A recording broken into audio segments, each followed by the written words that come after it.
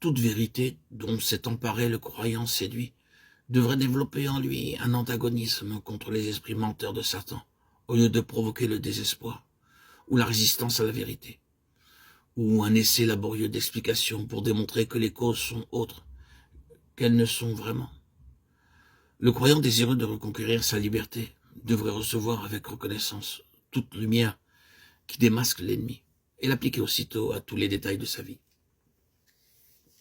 Mais dans l'effort du combat, dans la confusion de cette période de dépossession, il arrive que la personne séduite et possédée prenne parti à son insu pour les mauvais esprits qui l'ont séduite et combattre contre sa délivrance. Sa volonté d'être délivrée peut être très réelle et cependant, quand la vérité lui est présentée, les mauvais esprits manifestent leur présence en éveillant chez elle des sentiments de révolte contre la vérité ou contre le messager de la vérité, malgré qu'elle souhaite, qu'elle veuille l'un et l'autre.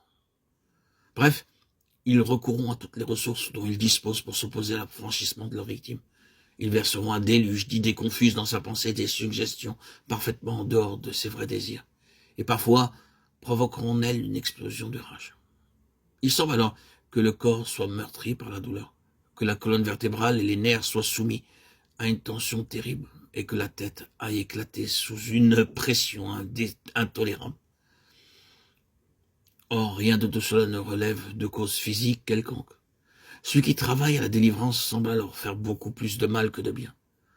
Cependant, si la vérité est dite, si le soldat de la prière demeure ferme et ne se laisse pas émouvoir par l'orage extérieur, s'il résiste calmement par la prière aux mauvais esprits, qui sont les artisans de cette tempête, tôt ou tard, la victime parviendra à la liberté et conquérera un nouveau degré de délivrance qui l'acheminera vers la parfaite victoire.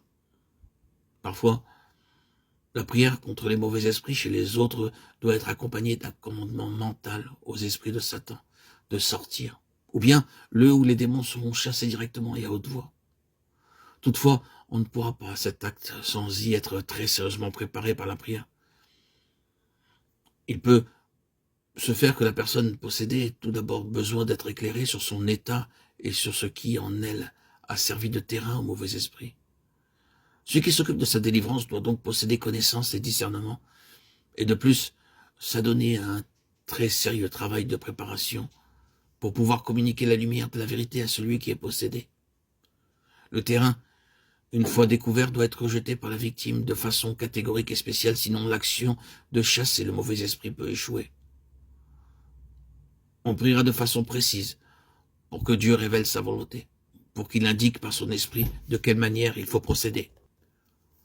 On s'emparera de l'autorité de Christ pour la délivrance de la victime.